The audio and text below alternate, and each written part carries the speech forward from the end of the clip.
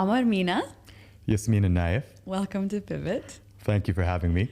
This is exciting. Actually, this is a very special episode. Why do you think so? Well, because for the first time, you're actually handing over the reins and you're sitting in the guest chair for a change. So this is what's happening today. I've had quite a lot of people asking about my pivot and a bit more about who I am, because I don't really share so much about myself. Not so much on purpose. I just prefer to focus on the people I'm, talking to in the pivots. But this time, the pivoter is going to become the pivotee. So you're going to be interviewing me about my pivot, and we're going to, get to know a little bit more about me. Well, I'm actually very excited. Yeah. Firstly, I want to say I'm such a big fan of your show. Thank you. I listen to it all the time. I know you do. You do know that because I leave you a lot of feedback all the time. I get a lot of feedback from Omar. And I don't hold back. No. And I'd also like to thank you for entrusting me with this. I hope it's going to be a lot of fun. It is going to be fun. And there isn't really anybody that I would trust more with this. The thing is, you know me really well. This is why I'm a bit nervous, because you know pretty much every single detail of my life since I was around 10. Yeah, no research went into this. This was actually very easy for me to do. So, Oh God. I think it's just fair to note that you and I have shared probably every large, milestone in our lives together. Yeah, we have. We started out, we moved to Jordan around the same time. Yeah. We went to the same school. We went to Warwick together, university. We graduated and moved to London at the same time, and even Dubai. When you first moved here, I was on secondment for 6 months, and though so we started out in Dubai together. We did. Yeah, you of course lasted probably another 14 years on that, but we even did that. Here. Yeah, you're still here, but you and I are still together. One of the veterans. So again, I really can't tell you how happy I am to be here with you and on this show, because I really love it. Let's go. Let's do it. Let's go. So actually, I suppose I'll take it from here and start asking you a few questions. The mic is yours. Thanks. Well, let's begin, Yasmeen, and since you want your audience to get to know you a little bit better, why don't we talk about your childhood? You've lived in many places. Yes. Why don't you start from the beginning? Well, I was born in Bahrain. I then moved to the UK very young, around 1, I think, and then grew up there till around 12 years old, then moved to Amman, Jordan, which is where we met. And it was great. It was a wonderful childhood. I had a nice mix of, experiencing two very different cultures. And I'm also like a mix as well. When you say two very different cultures, because you mentioned Bahrain, Jordan, and the UK. I don't really remember Bahrain. I was a newborn. Okay. Yeah. But the UK, obviously, I went to school there. My formative, first 12 years were there. So I remember it very well. It was home. It still is home to a degree. I'm half English as well. So it's not just I live there. Like I feel, I am from there too. My mother's English. And even today, your parents live between the UK and Dubai. They do.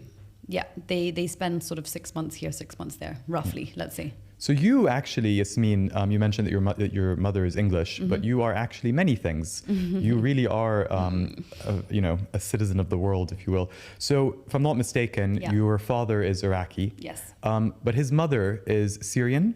Yeah, I mean, Syrian she's originally Palestinian. Syrian, but sort of very Iraqi, but I don't know if she was born in Iraq, but she's, kind of lived most of her life in Iraq up until... And you're married to a Palestinian? Yes. So we have Iraq, Syria, UK, and Palestine in this mix. Yeah, there's a big mix there. A lot of conflicts in this mix. A lot of conflicts, but my kids have a nice mix. I feel definitely. So yeah, childhood, moved around, and it was a very loving childhood. I have very good memories, and sure.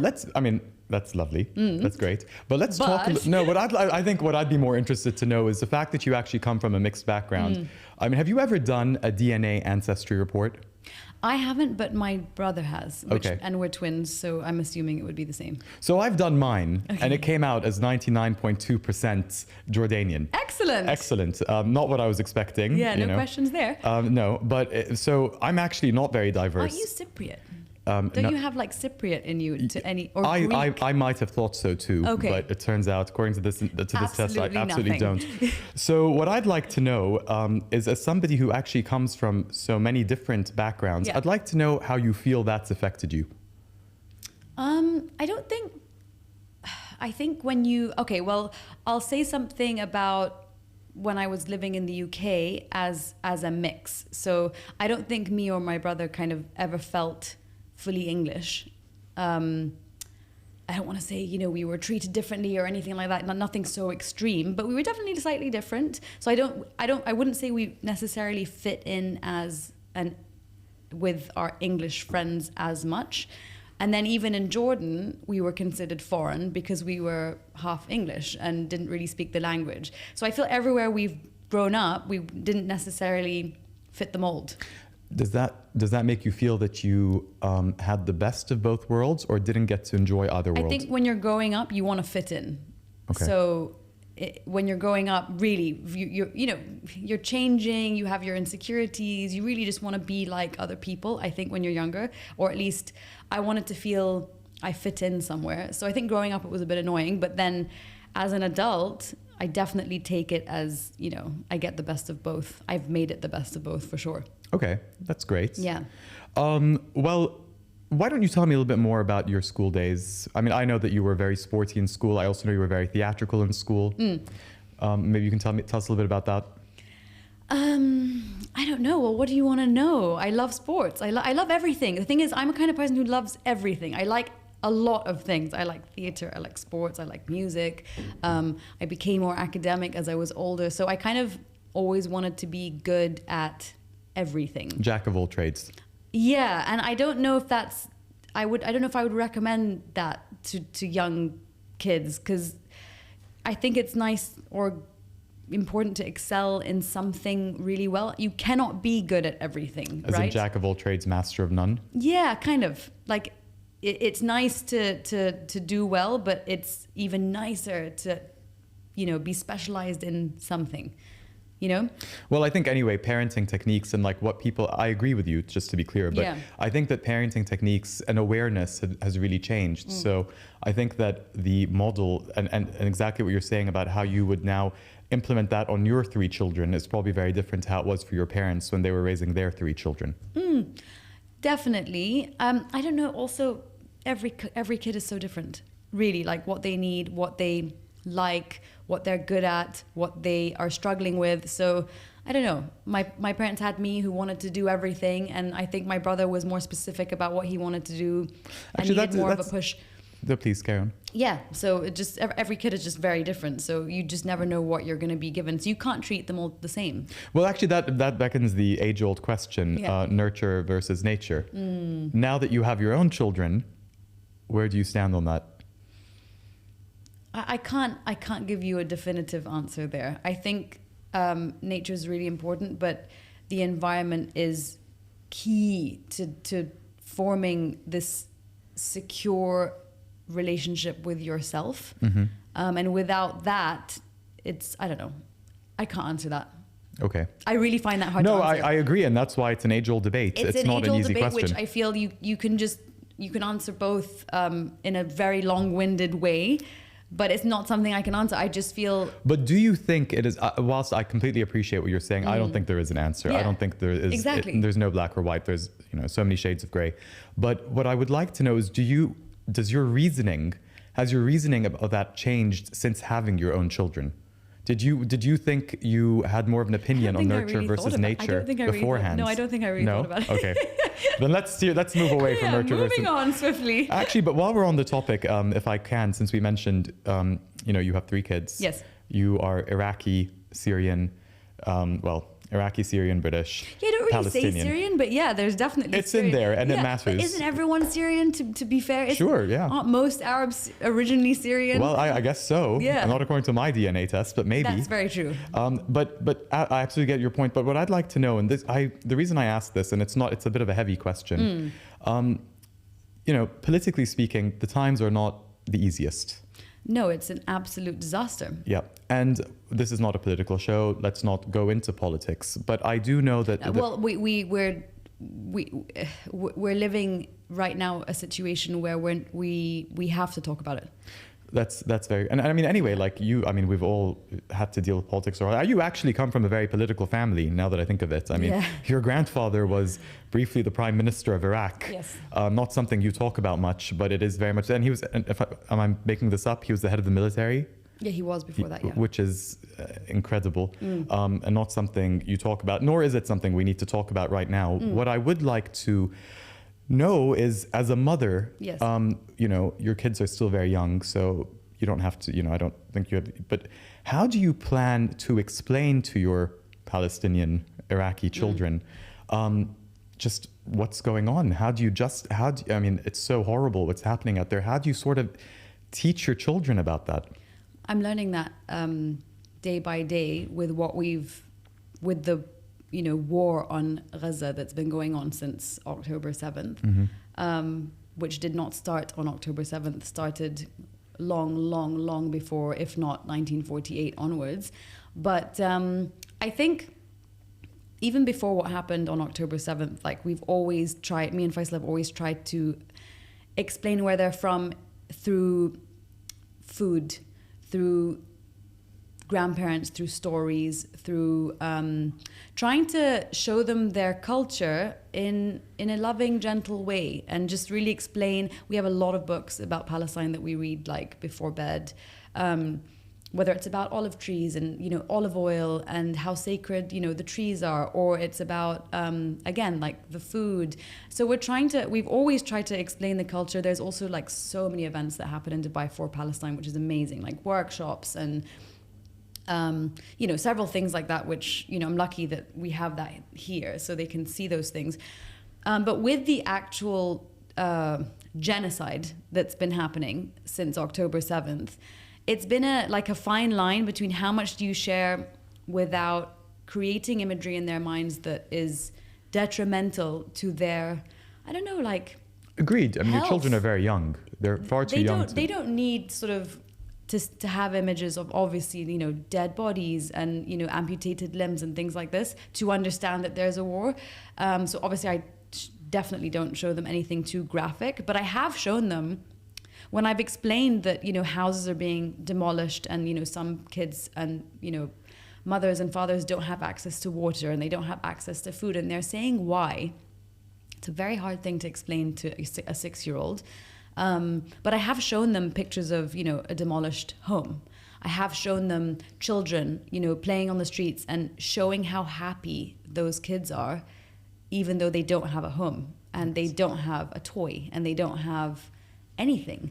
So I'm trying to, every day I'm figuring it out. I have no idea how to really do this. Absolutely. I don't think anybody knows how to do this. Nobody does, and that's why I asked. I was actually wondering because I've noticed that a lot of young parents especially are having to learn how to deal with this as they go along. And for example, the other day I saw a girl comment that her daughter wanted her to post a picture of her in her ballet recital. And she said, well, actually, I can't really post anything right now. Like, it's not the time. It's not appropriate. It's not the time. And that she sort of had to have a tough conversation.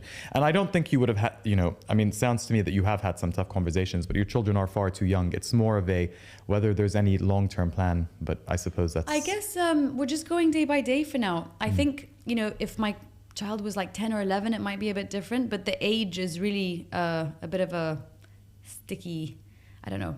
It's a fine line between explaining what's going on and then causing damage to them. So I'm still figuring that out. But I think, you know, I don't want them to be oblivious to the fact that there's a war and a siege and an occupation and a slaughter happening. I want them to be aware that there is something going on, but age appropriate information. Sure. Well, let's shelf that.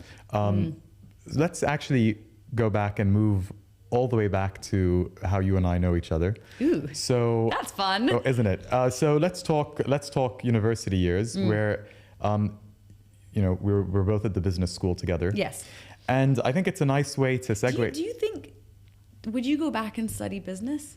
You didn't study business. I studied finance, accounting and finance. Yeah. So would you go back and do that? I absolutely would not. Yeah, same. But you know. And so what would you have done? Well, keep in mind, after finance, I studied law, and law seemed like the most creative thing in the world to me, just only because it followed finance. But anyway, this is not about me. So let's turn this back to you.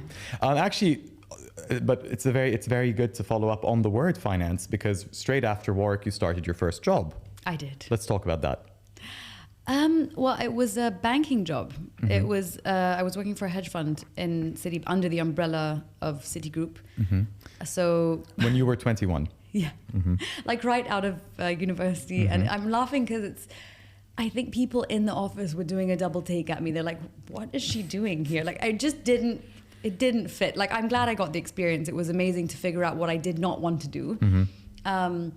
But I was an analyst. I can't say I did that much other than, help the people in the hedge fund sort of get information on the markets. It was a emerging markets hedge fund. I actually think what's very interesting is you started out under the umbrella of Citigroup in 2008. Well, 2009. Well, yeah. It was 2008, actually. End of 2008, mm-hmm. which was when the recession happened. Exactly. Yeah. So you're basically like Leonardo DiCaprio in The Wolf of Wall Street. His first day, he waited for that big break. He shows up on the trading floor. No, I mean, honestly, it was a really sad time. I can't say for myself, but, my dad's a banker as well. And, it was a really awful time for people in that industry. It was horrific. So I was a tiny little, not even fish, tadpole, in the office or even whatever in banking. But you had people's livelihoods being completely crushed and taken away from them overnight. So I was lucky to just sort of, they didn't fire me or let me go or anything, but I left very shortly after that because I was like, why am I here? This is crazy. Well, actually, I mean, I know you to be more on the creative side. Exactly. But before that, would you say that your experience being in banking at the absolute worst time for banking, I mean, that's where... I don't think the recession actually had an impact on what I was doing. You don't think seeing what happened to, the people you're working with firsthand, people's life savings wiped away, shares. No, you don't think that affected your relationship with the industry? Definitely, 100%. But I'm saying it didn't... So my day-to-day job wasn't necessarily affected. And I'm saying I left, I think, maybe 2 weeks after the recession first hit. So I didn't stay much longer. Okay. So yeah. Now, for one, I know that this show is called Pivot, mm-hmm. and it's about the changes in your life and those big moments. It's obviously your pivot, so mm-hmm. I'm looking for you. But I suspect that shortly after that would have been one of the bigger changes in your life. What, after leaving banking? Mm-hmm. I would look. Yes, kind of. I moved to Dubai. Well, I went back to Amman for a little bit and then came to visit my dad in Dubai. Mm-hmm. And he was working here at the time and he was like, just apply for jobs. Like, I think you'd like it here. There's so much opportunity. Just, apply. I was like, I really don't want to live here. Like, I don't. What year was this?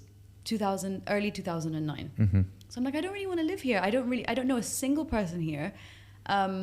This place doesn't, I don't know if this is for me, Anyways, my dad has a way and I applied for some jobs and I got a job and I was like, okay, fine, I'll do this for a year. I'll do it for 6 months. And then I was like, okay, I'll do it for a year.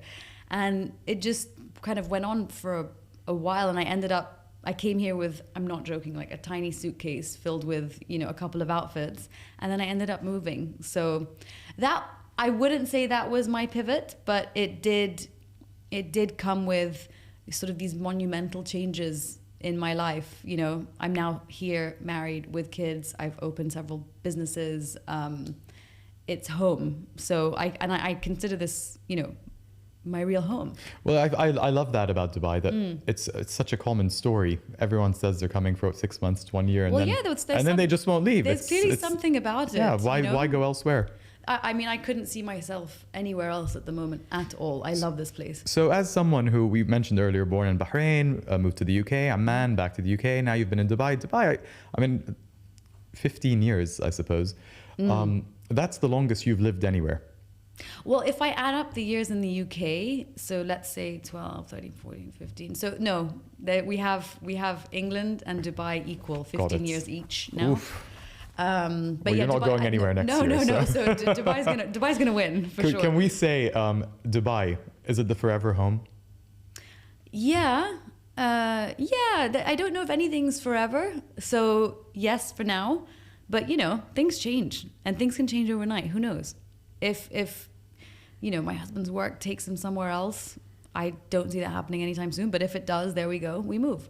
Okay. So I try not to be too attached to anything, you know. I think it's important to remain fluid and, you know, create this safety very much within yourself and with your family, because that's the safety. That's home, actually. That is truly where home is. You know, you mentioned that you moved to Dubai thinking, you know, just 6 months, see how it goes, and now you've been here a long time and you've set up some businesses. I think maybe I personally would like to hear a little bit more about that. Maybe we can talk about some of the businesses that you've set up over the years.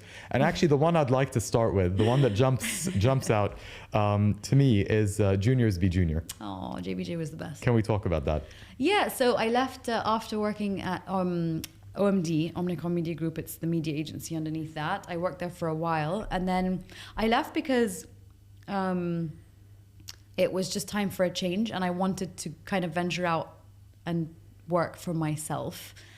It was a great decision. It was really good, taught me a lot, and I was focused more on creating a business more so than I was, like, it's not like the idea came to me and then I decided, okay, I'm gonna do this, I have a good idea. It was more like, no, I'm going to create a business. Where's the idea? Do you know what I mean? Yes. It was kind of the other way around. So I was racking my brain. I was like, and then hats just sort of popped into my mind. I was like, I love hats. I don't feel like there are really cool hats anywhere that you can just, you know, find. There was nothing. And streetwear wasn't as big as it is now in 2009. Like, it wasn't really a thing. So I kind of went down the streetwear route and started just creating hats. And it was so fun. I had a blast. I'm so sad that it doesn't exist anymore. I kind of wish it did. Well, actually, let's talk about that and why it doesn't exist anymore. So to begin with, you said that streetwear wasn't as common back then. So you're onto something. I think I was onto something. And the hats were flying. Like, they were selling like crazy. They were really, really selling. And then you, I'm just going to put it out there. So, Justin Bieber posted a picture of himself wearing a JBJ hat. He did. I mean, that's a big deal. Yeah, I mean, I didn't pay him to do it, so he clearly liked the hat, and he posted it on his Instagram. And I remember it was around Christmas time, and we were in Jordan, and I just started screaming, like, and everyone's like, what? Like, what's going on? Everyone was freaking out, like something had happened. I'm like, I just couldn't stop screaming. Anyways, it was one of the best little moments for me. Like, you know, those little wins are big wins, especially when you have something that you've created from scratch. I mean, I would say that's more than a big win. Yeah, it was amazing. So, I mean, so many people who are trying to get into that. I mean, how many people get Justin Bieber? Yeah, I think now it's even harder because, like, the number of streetwear businesses and hat lines is just immense, you know? Well, the question is that if memory serves me correctly, I mean, you know, after that, you had gained some traction, and I think that you got some interesting offers for collaboration, but you didn't. No. So I think the JBJ beginning and ending. So it did really well. I think where I kind of made a mistake was complicating it. So it was a very simple hat business. Okay, it was just hats, and it was doing really well. And then I think I had this pressure in my mind that, I have to grow. I need to make it bigger. I need to expand. But I'm not sure why I thought that way. Like, it was already doing so well, and I could have just increased the number of styles of hats and just continued doing really well. Like, it was flying. But what I did was expand into clothing, women's wear, and then expanded into menswear. And I was overcomplicating it, which then made it overwhelming for me to handle. And then in the midst of all of that, I sort of was getting married, and then I got pregnant. So I overcomplicated it, and then was like, what have I done? So in hindsight, I would still love to have the hat line. But here we are. It was a great learning experience. I don't really have any regrets other than sort of, now I've learned how my mind works in certain ways, and I have a lot of takeaways from JBJ. Do you think that your background in education and business and your brief career in city, and also having a father who was a banker, how do you feel that played out in an otherwise very creative industry? Well, my dad's more sort of banker and more, what's the word? Like, he's not very creative. My mom's very creative. Like, she's an artist. She's very much an athlete, like marathon runner, etc. So my dad's also very sporty as well. And actually, when you're sporty, you are creative. People don't look at sporty people as creative, but to be sporty, I certainly don't. Yeah, but in order for you to be a good sportsman and a good team player, you have to think very creatively. Anyways, I have a mix of two sort of very different parents with very different skill sets, I think. So the creative side, I would say, is there from maybe my mum. What was the question? I don't remember. I do remember. I actually asked you how having an educational background in business, if you feel that helped you in launching a business. Not really. Like, I hate to say this, but I don't know that much of my degree helped me at all. I feel like it's a very hands-on, street smart vibe that you need to have when you're starting a business. Like, you just have to be very aware of your customer, what's going on, the market, how people operate, be very organized and precise. And see, because I actually sort of disagree, because my first degree was in accounting and finance. Finance is different to what I did, though. I didn't do finance. Okay. I did management science. And what you do is just like a bit of a range of different things, but nothing enough to really helped me, honestly. Like, finance is specific. Like, you would know when you graduate with a finance degree, you would know how to handle the finances of a business. Okay. I think. I absolutely agree, and that's actually why I was asking. That's I did not feel how that, I felt though graduating. and also because you and I also both had early starts at Citi, and I do think that my time there actually was very helpful. You worked at Citibank? I did, Yasmeen. Yet another thing we had in common. What? In the Canary Wharf building. Oh yes. Anyway. Again, not about me. But it can be. But then before we move on, because there's quite a few things I am very interested to discuss with you. Okay. Just whilst we're on the notes of businesses, I mean, actually, thinking about it, you have had quite a few in Dubai. Like, I remember you set up a gym. Yes. For at some point. I mean, is there anything else you want to talk about your business career before I get on to something that I find very interesting? No, not really. I mean, I think the entrepreneurial route is really fun and really hard. Like, it's really, really difficult. Like, with the gym, like, it was a very, very good experience. Again, something completely new for me. But COVID happened, like, quite shortly after we had opened, and it was a boutique gym that fit around, let's say, 10 people per class, which is already small.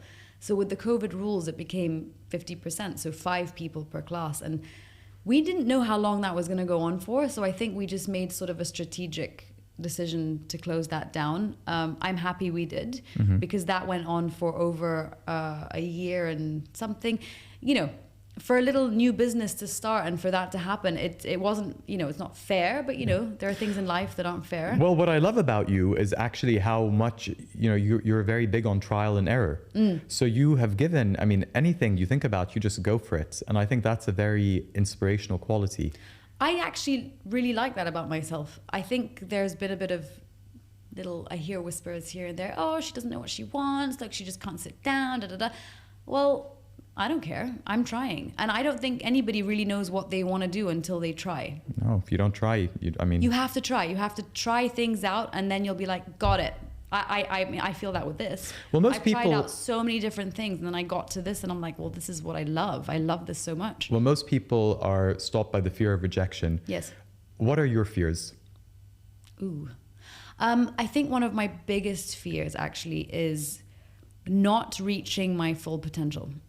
Good one. So not, and also me being the obstacle to reaching my full potential, because I can easily sit here and say, oh, I have 3 kids, it's really difficult, I have a lot going on. Or I can say that you can come up with a million excuses, I think, as to why you didn't. I never want to look back and be like upset with not getting to where I wanted to go.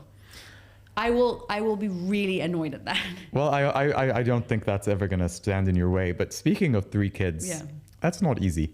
And you have done a lot of things. I mean, you set up businesses on the side. We're going to talk about, we're going to move on to something in a moment. But what I'd like to know is a day in the life of Yasmeen, husband, 3 children. I don't think it's very exciting. Well, why don't you just tell us a little bit, like what time do you wake up in the morning?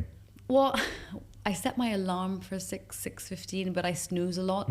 So I'm actually on my feet probably 6:45. Okay.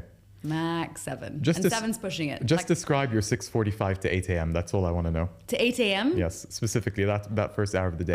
It's a lot of breath work for me because I get really frazzled in the morning and there's a lot of emotions to handle, including my own. So I'm just like, okay, there's so much happening. And you don't know how the kids are going to wake up. You don't know. I've learned, especially in the last 2 weeks of school, that you think things are fine and then you can just be thrown. What's that expression? Like thrown something, whatever.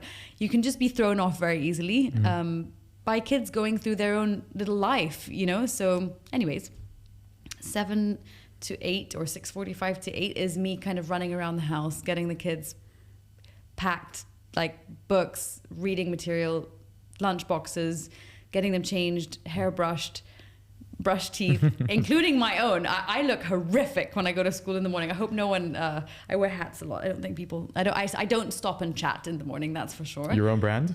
Huh? Your own brand of hats? No, actually, no. It's like a matcha paddle tennis hat, which I love. Anyways, so it's a school run. It's like getting the kids in the car, getting them to school, and then I really need like a little workout to, you know, release those endorphins to start my day, basically. You mentioned breath work. Yes. I'd like us to talk. See, one of the things I very much appreciate about you is you've had quite a journey with spiritual growth over the last few years, in my opinion. You have taught me a lot personally about meditation, hypnosis, healing. I think this is something that a lot of people can benefit from, and actually benefit from you. Yeah. So can you tell me a little bit about how you got involved or how you first discovered this? I think that's a bit hard to pinpoint, but I think I'm just very curious. I'm a very curious cat when it comes to finding ways to better understand myself and other people, right? So, like, why are we here? Why are we on Earth? Like, I have all these sort of existential questions that go through my mind a lot. And I think I truly believe we're here to grow and to become a really great version of ourselves in every single way. So, yeah, I mean, any kind of methods or means or tools that will help you grow and help you become better are just things I love to try, you know? So that's kind of where it started. And then also, yeah, I'd say that's where it started. So I would just, you know, try literally everything, whether it be energy healing or mediumship or crystal stuff. It's true. You have actually done all those things over the years. Yeah, there's just so many things to try. And then now I kind of have found my sort of sweet spot of what works for me, because what I do doesn't work for everybody. Hypnotherapy is something I tried out for myself because I was feeling a certain way. And I went, I did around 10 sessions. I think it would actually help the audience right now if you explained exactly what hypnotherapy is. I mean, when I hear hypnotherapy, I think someone wants to quit smoking, go to a hypnotherapist. Exactly. I was gonna get there. So basically, it's like, I think hypnotherapy or just hypnosis has a bad rep, because what people think of when they think of anything hypnosis or hypnotherapy, look in my eyes. Exactly. It's like stage hypnotherapy, cluck like a chicken. And I have a friend who did, actually. He was, we know him. I won't mention his name because it was kind of embarrassing. But he was in this huge conference room of hundreds of people, and the stage hypnosis hypnotized him and said, cluck like a chicken around the room. And he ran around the conference room clucking like a chicken. And this is the last person you would ever imagine to do such a thing. So it's a real thing. Stage hypnosis is a real thing. It's a form of entertainment. It has nothing to do with hypnotherapy. Absolutely nothing. So the fears, any fears you'd have with that, being embarrassed, being controlled, being, losing control, I think, is people's main fear. That's not what hypnotherapy is. In hypnotherapy, you're in a deep state of relaxation. You're conscious. You most of the time will remember everything. I'm so sorry to jump in. So sorry to jump. I just want to make sure. So we're talking now about the difference between hypnosis and hypnotherapy. Exactly. And the one that you do and offer, because you do offer these services. I offer hypnotherapy. It's hypnotherapy. Yeah. Go on. So please, if you could go back to hypnotherapy. Yeah. So, but hypnotherapy is just obviously nothing like stage hypnosis, which is what people I think are a bit scared of. And hypnotherapy is amazing. It allows you to tap into different parts of your subconscious mind, which is where a lot of memories are stored. And these memories can cause trouble. They can cause you trouble. They can cause you pain. They can cause you stress. They can cause you anxiety. They can cause you to have obstacles. And you're not even aware of them because they're stored so deep into your subconscious mind. And the only way to sort of heal them is to be in a very deeply relaxed state and to work through those memories in your subconscious mind. So you can do that in hypnotherapy, and it's really amazing. Like, let's say I've had around, I don't know, between 50 to 70 clients. I haven't counted. I feel most of them always come back and say wonderful things like, you've really helped me, you've really changed my life. I've changed so much. So I think everyone should give it a go. Again, not every therapy method is correct for everybody, but I just feel there's no harm in giving it a go. So just to be clear, so you are a licensed hypnotherapist. Yeah. I see. All right. I mean, I personally, as you know, I believe in these things. One thing that I have tried on your recommendation is speaking to a medium. I loved it. Very much something I enjoyed. Look, again, not a lot of people will agree with that because it's very alternative. It's a very alternative thing to do, to connect with spirits that are past. You know what I mean? Like, they're no longer on earth. So it's not something that you have to believe in. It's just an experience that if you're open to it, you can go through it and you can then come up with your own opinion, And that's not something that I offer. I don't do mediumship, but I have of course you don't. I have spoken to a medium here and there. Okay. And would you say do you feel that you have personally benefited from speaking to a medium? I would say more. I found the whole experience really like eye-opening. It's not a benefit per se. It's more just, I'm a curious cat. I'm just curious to see how things pan out. I like to just try things. Absolutely. Yeah. Okay. Moving on from hypnotherapy, let's talk about healing. Okay. Because I also know that you used to assist people with healing. And I think also, I personally would like to know a little bit more about that. Only through hypnotherapy. And by the way, that's not even me. They are healing themselves. I'm just being the guided voice and taking them sort of where they need to go. But like, I'm not a healer. I'm just somebody who's able to sort of help them go through their own healing, if that makes sense. It does. Yeah. It does. So moving along for just a bit, let's talk a little bit more about... I think it needs to be my pivot. Actually... Did you forget why we're here? I actually did. Okay, well, let's talk about your pivot, Yasmeen. So I was thinking about this really hard the last couple of days, and I was struggling with it, actually. I found this a huge struggle. I actually called my sister. I'm like, what is it? Like, what is it? And I had to talk to her for a solid half an hour to really figure it out. So what I thought it wasn't. And then I realized I had two. One's a little bit more obscure and not necessarily such a big change, but more of a mindset. And the other one was a big change. So the first one was when I was much younger. And I remember I wasn't a very good student when I was younger. The only thing I was really good at, I would say, was sports. And I was very good at sports, not much else. Like, I didn't feel very smart. I would struggle to understand things in school. Like, I don't know, like comprehension was difficult and expressing myself was difficult. And I just wasn't very, like, not terrible, but not very good. So below average, let's say. So I remember being in Jordan and we were going into grade 9. And this was, when you go into grade 9, you're going into the big high school and it's a big change. You're not with the young kids anymore. You're going into, grade 9, 10, 11, 12, like these are the big kids, and it's a whole different vibe.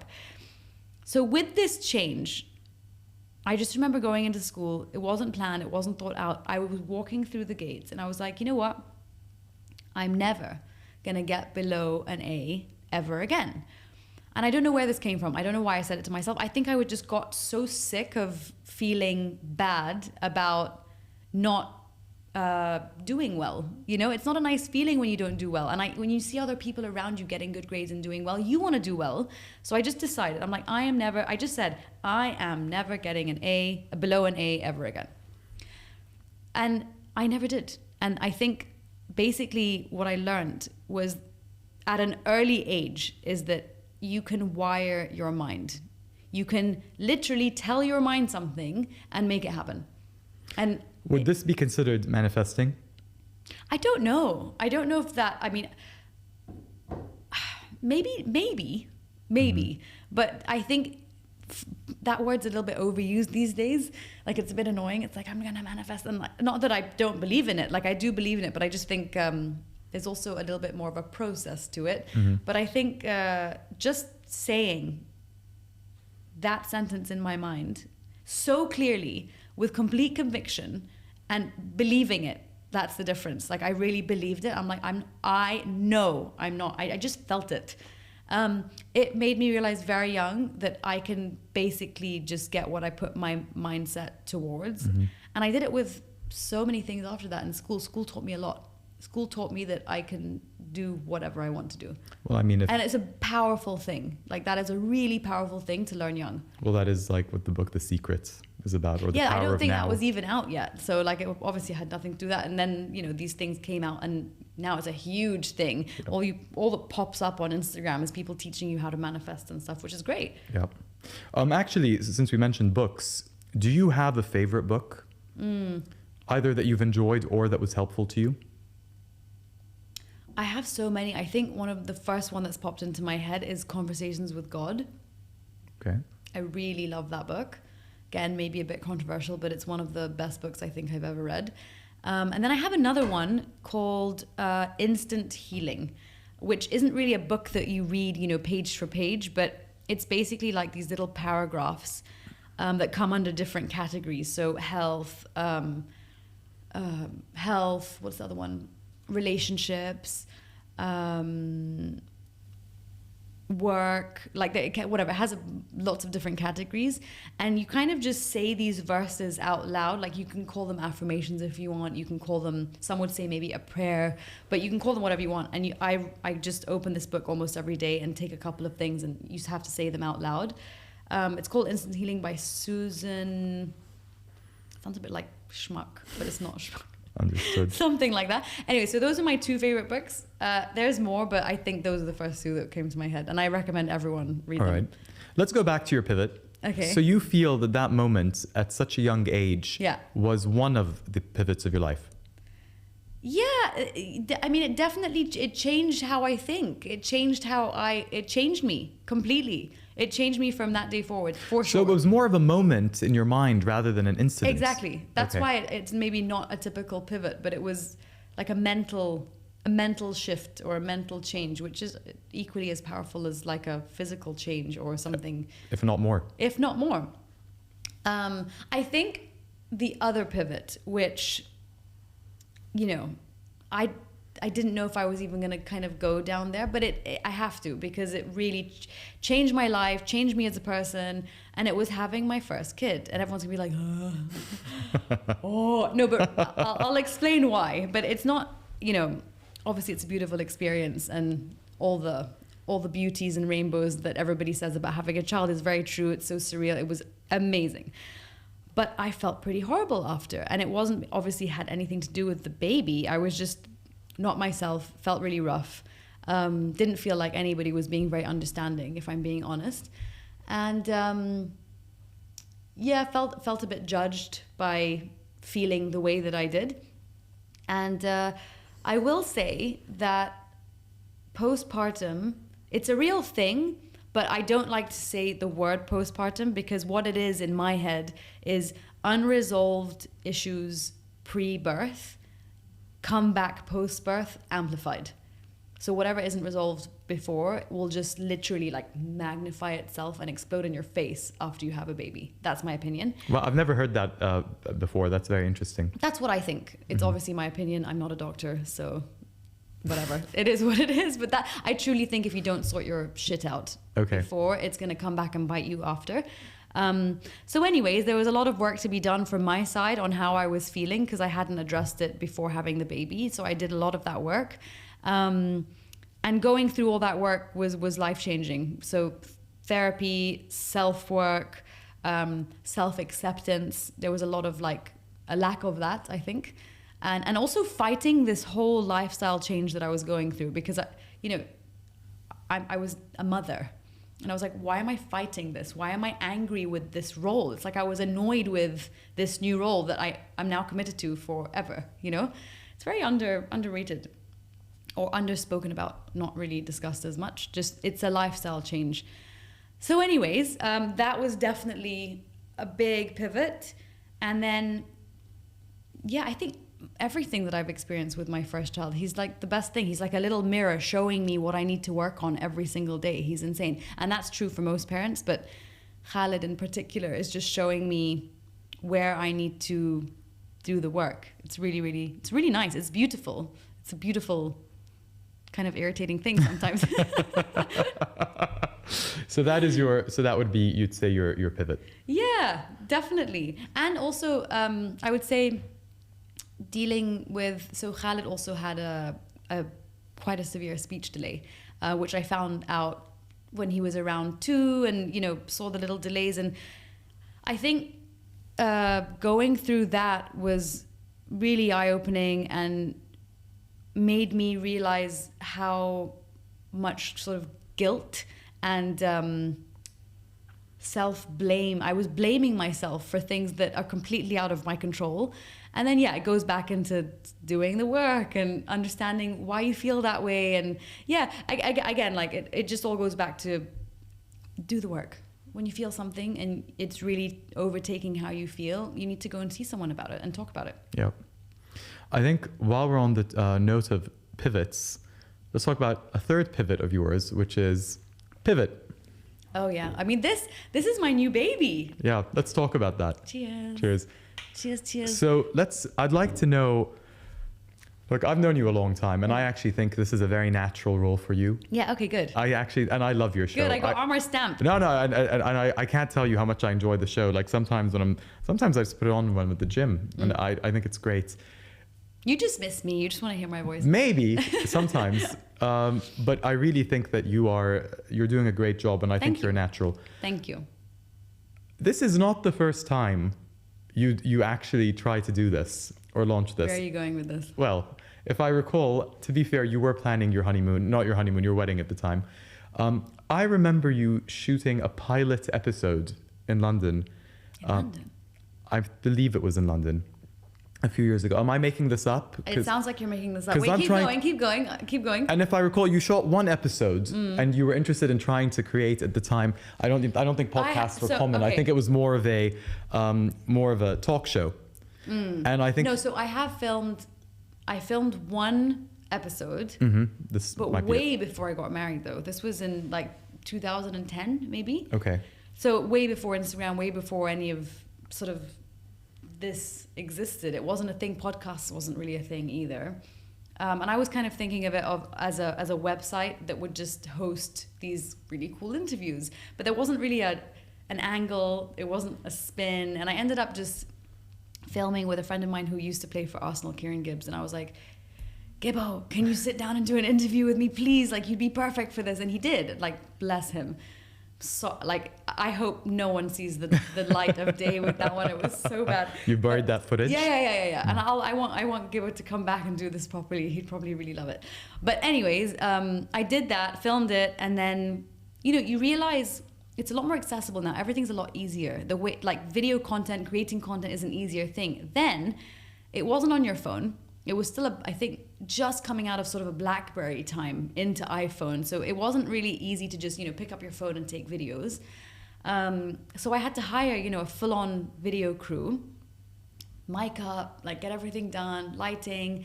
And then I think it was around 3,000 or 4,000 dirhams just to get the thing edited. I'm like, well, this isn't sustainable. Like, how am I going to film? Anyways, nothing was sustainable, and it wasn't the right time. Also, I wasn't very confident. I wasn't very secure in what I was doing. I don't even think I was doing it for the right reasons. It was just that I wanted to do it, but I didn't know why. Well, it goes back to what we were saying about you've always been very good at trial and error. Yeah, I think everyone should just try everything. And in fact, you're starting to answer my follow-up question, which would be, now that you have launched Pivot, why now? And why is it succeeding now? Because I'm ready. I was ready. I was really, really ready. Like, I felt very good in my skin and confident in my skin. And I feel like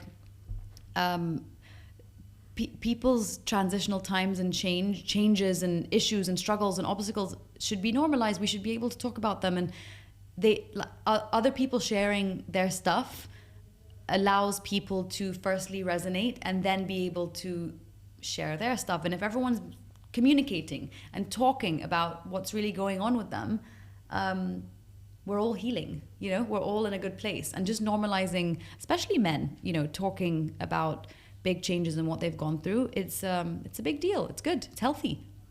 It's really healthy.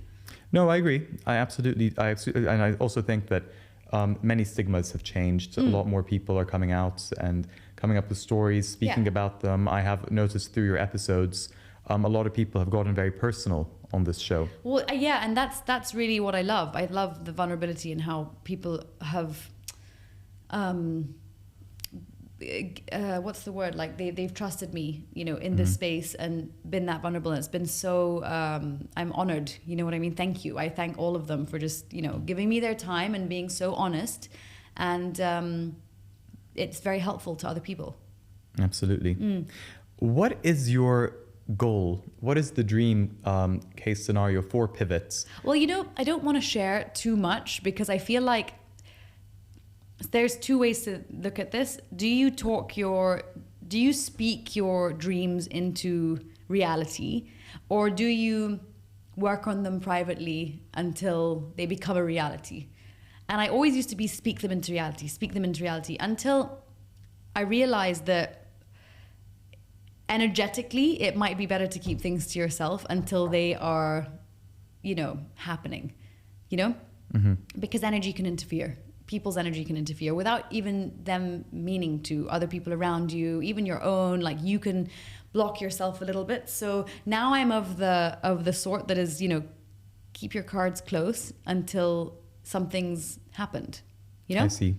So I will say this is going to grow, because I know it's going to grow, but this is going to grow, and I would love sort of opportunities for myself to come out of this, which are in this kind of sphere, mics, cameras, talking, interviewing, traveling, but yeah.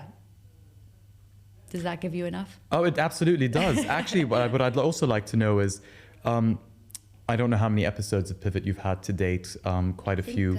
It doesn't matter how many, but what I'd like 14, to know maybe? Yeah. Is, what I'd like to know is, have there been any good stories where people have reached out to you because of an interview you've done with somebody else, and perhaps told you how you've positively affected them, or how you've positively implemented change? And I think it's not about me. It's actually about. It is a result of Pivot, but it's a result of the person being interviewed. So there was a lot of people after the interview I had with Dana Malhas who were kind of opening up about their fertility journeys, because she spoke a lot about her journey with fertility. So there's a lot of people who struggle with that, and so a lot of people reached out saying this was one of the best things we've watched recently. It's made us feel so much better. It's kind of guided us a different route. Dana's one was amazing. A lot of people got back to me on my brother's interview as well. A lot of men, because he was just quite candid and open about sort of being a man in today's world. So had a lot of very good feedback on Tariq's one. May's was just, she has like a fandom, so we just had like fans creating these little videos of me and her talking. I'm like, this is crazy. She has a proper cult following. It's crazy. Well, she has made it. But generally speaking, no, very good Well, I feedback. just find that every episode, because every episode has a very different direction, and a very different guest. I, for one, have very much enjoyed your Mo Issam from the Mo Show. I've actually listened to that episode several times. I enjoyed it. I enjoyed his take. I love that. He flew in for that. I don't know. I just love Mo. He's just such a great guy. For example, I thought there were certain things about that interview that spoke to me. And so I do believe that every episode that you've done so far has spoken to someone. And I think that they've been helpful. Thanks, Ahmad. You're welcome. Well, here we go. I mean, to many more, I feel. Let me ask you a final question about pivots. Okay. Now that you've been sat in the guest chair for a change. This is hard. How does it feel? It's hard. It's actually really hard. And I think, I'm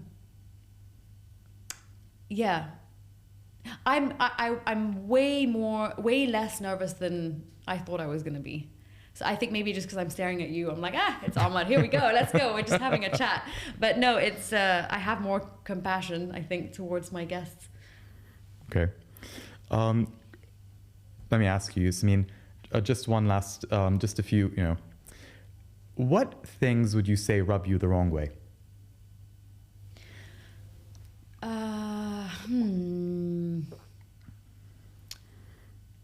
I think, I would say people that, two-faced people. Okay. Yeah. So if